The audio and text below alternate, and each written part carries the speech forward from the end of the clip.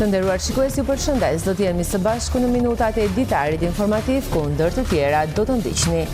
Edhe gjatë kësaj vere, Bashkia Gjirokastër është kujdesur që të duroj sa më shumë argëtime atmosferë festive për qytetarët dhe vizitorët e saj. Të shtunën në mbrëmje, qyteti i Gurt mirëpriti festivalin e Rockut 2026, ku artistët e ftuar me performancat e tyre live dhuruan një atmosferë ndryshe. Klasat e gatimit po tërheqin çdo vit e më tepër interesin e turistëve që vinë në qytetin e Gurt. Për ta, përfshirja në to është një eksperiencë e paharrueshme pasi i shijojnë gatime tradicionale duke u angazhuar edhe vetë në drejtimin e mjeshtërve të kuzhinës gjirokastrite. Biblioteka Apostol Meksi në Gjirokastër është furnizuar me tituj të rinj, me një fond 2 herë më të lartë se një vit më parë nga buxheti i bashkisë së qytetit. Tashmë lexuesit i ofrohet edhe 250 tituj të rinj nga të gjitha zhanerat. Sistemi vaditës në të gjitha njësitë administrative të bashkisë Gjirokastër është tashmë funksional. Pas rehabilitimit të rreth 32 km linear kanale, vaditëse, fermerët kanë siguruar furnizimin me ujë për tokat bujqësore duke krijuar kushte më të mira për mbarvajtjen e sezonit vaditës. Ju njohim tani më gjerësisht, edhe gjatë kësaj vere, Bashkia Gjirokastër është kujdesur që t'i dhuroj sa më shumë argëtime, atmosferë festive, qytetarëve dhe vizitorëve të saj. Të shtunën në mbrëmje, qyteti i Gurt mirëpriti festivalin e Rockut 2026, ku artistët e ftuar me performancat e tyre live dhuruan një atmosferë ndryshe.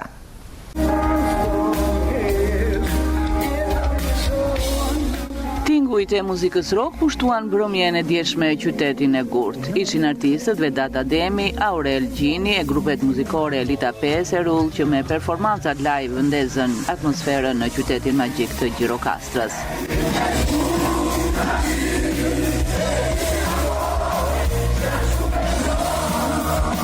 Sot po organizojmë edicionin e 6 të Gjirokastra Rocks Festival, këtu në qytetin tonë të Gurt të Gjirokastrës.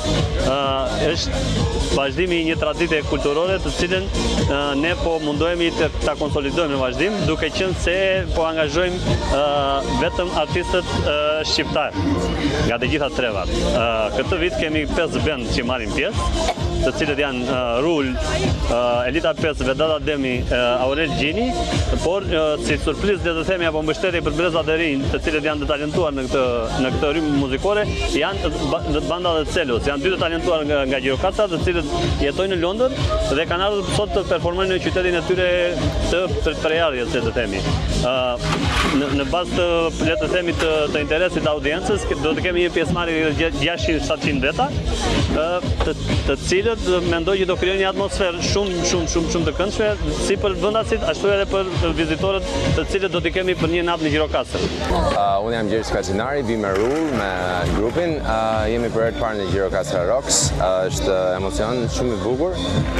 Shpresoj të përcjellim gjithë atë energjinë tonë të njerëzit edhe besoj që kam qenë një natë shumë e bukur.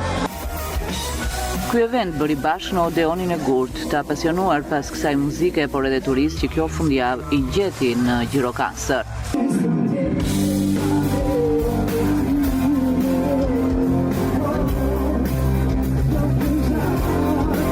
Të tilla aktivitete do ta shoqërojnë çdo që vjen në Gjirokastër gjatë kësaj vere. Bashkia e qytetit ka një kalendar të detajuar të organizimeve kulturore dhe artistike.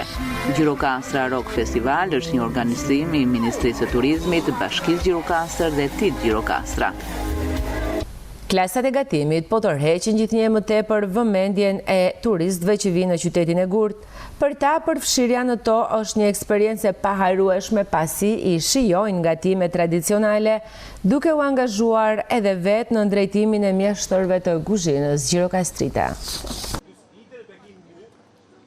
Prej vitesh, tashmë Gjirokastra ofron për vizitorët e saj edhe klasat e gatimit, ku turistët përfshihen vetë në përgatitjen e gatimeve tradicionale, të cilat njëkohësisht edhe i shijojnë.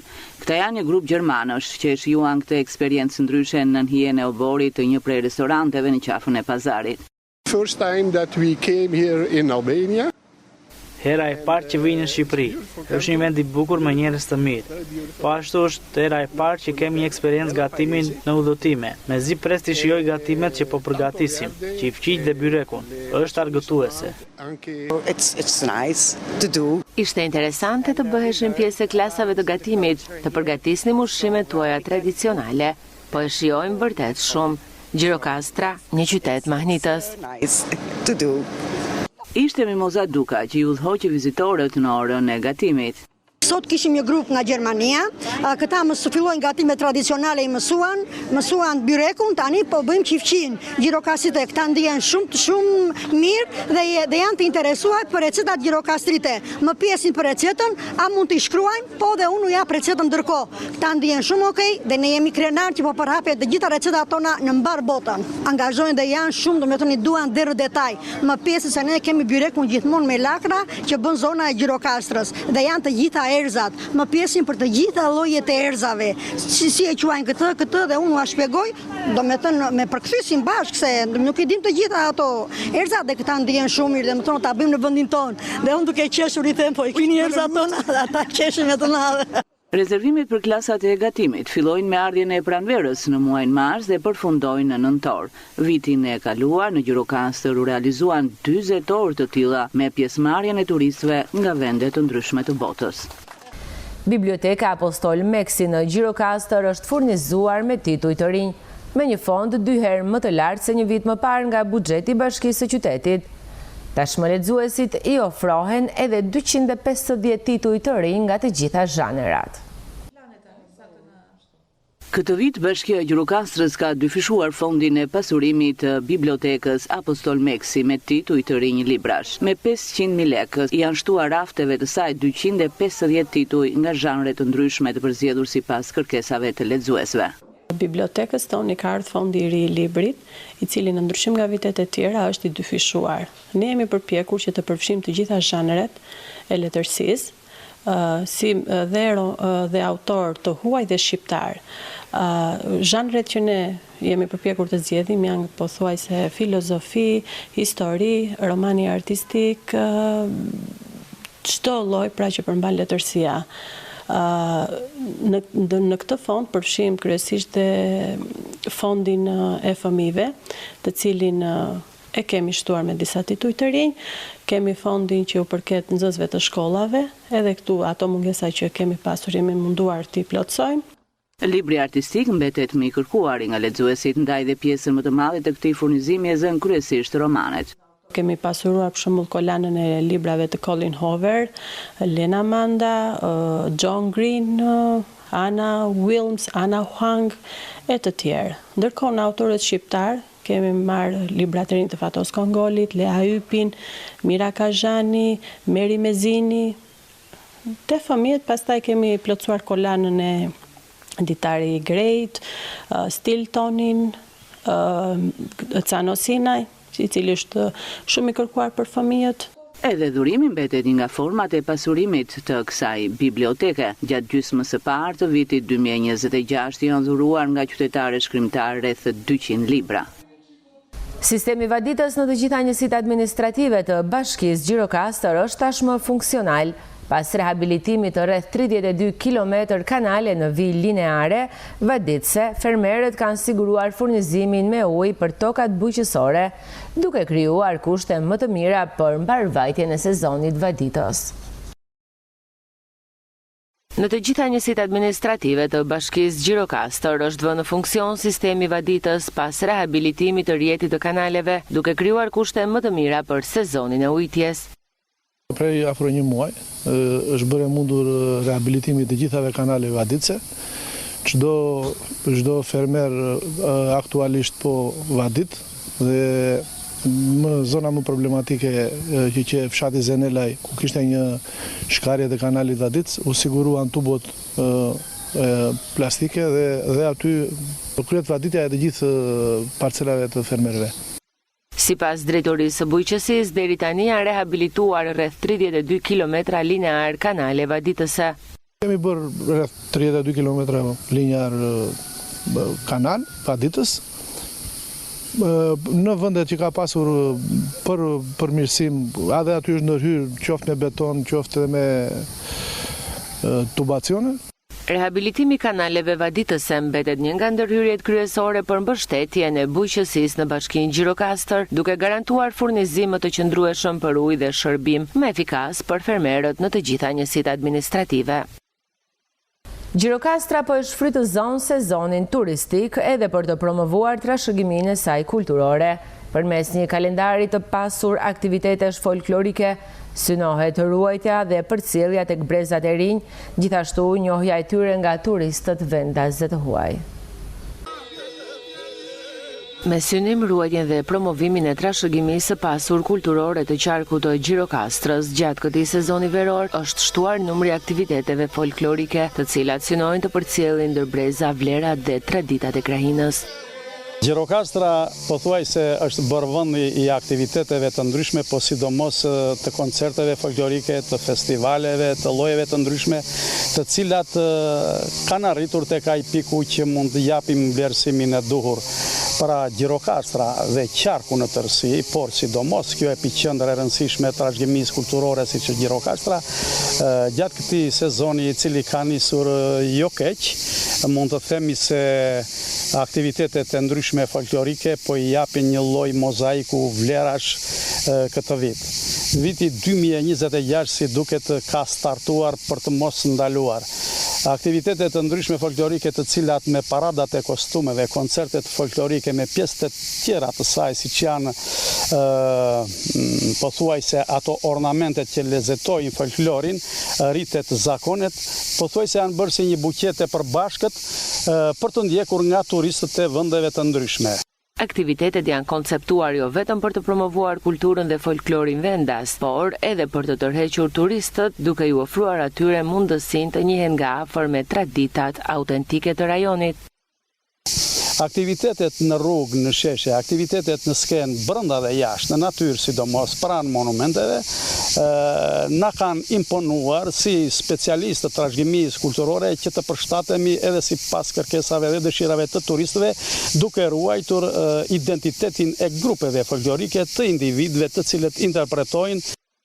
Përmes këtyre aktiviteteve, Gjirokastra vijon të promovojë identitetin e saj kulturor duke e kthyer trashëgimin në një nga atraksionet më të rëndësishme të sezonit turistik dhe një urë lidhëse mes traditës, komunitetit dhe vizitorëve. Të rinjt emigrantë nga fshati Jermi i Bashkisë së Finiqit krijuan shoqatën e tyre në mënyrë që të kontribojnë në zhvillimin e vendlindjes. Ky fakt u prit me gëzim nga banorët që banojnë aty për herë. Fshati Jerm i njësisë administrative Aliko në Bashkinë e Finikit shënon përqindjen më të ulët në zonat ku pranon minoriteti etnik grek, për sa i përket emigrimit, plagës rëndë shoqërore gjatë 35 viteve të tranzicionit. Aktualisht, në fshat jetojnë 90 banor, nga 450 të tillë që janë të regjistruar në Registrin Themeltar të Gjendjes Civile. Banorët me banim të përhershëm dhe emigrantët interesohen dhe kujdesen për përmirësimin e infrastrukturës në fshatin e tyre Jerm. Kësaj nisme, së fundi janë shtuar përpjekja e të rinjve të fshatit në emigracioni, të cilët kanë krijuar shoqatën e tyre për të kontribuar në vetlindje. Stefan dhe Dimitër Angjeli janë dy të rinj intelektual me banim në Greqi, të cilët krijuan shoqatën e rinisë së emigratëve jermiot dhe bashkëpunojnë me kryesinë e fshatit për të kontribuar në përmirësimin e infrastrukturës. Ndjejmë një krenari për veten tonë se çunat e rinj interesohen dhe mundohen të bëjnë çdo gjë që është për të mirën e fshatit dhe të komunitetit. Mendoni se tani që u krijua shoqata e rinisë së fshatit të emigrantëve do të ketë një ndihmë shumë të madhe dhe komuniteti që banon këtu në fshat? Kemi shpresa se këta të rinj kanë atë guximin, mundohen që për çdo gjë ta bëhet një gjë më e mirë dhe më e bukur në fshatin tonë. Themi që të gjithë fshati dolën dhe them shqyr që po la kthejnë si të fëmijët tanë nga fshati. Shqyr. Edhe kjo është një gjë e mirë, sepse kjo do jetë një gjallëri edhe për fshatin, edhe për gjithë zonën, nëse do kthehen, do kemi shpresa që fëmijët tanë të kthehen një ditë në fshatin tonë. Në grupin e xhirimit ne i takuam të rinë në fshatin e lindjes. Nuk kanë pasur mundësi të mësojnë gjuhën shqipe pasi kanë lindur në Greqi. Megjithatë, e kanë një fjalë edhe për teleshikuesit tanë. Faleminderit shumë.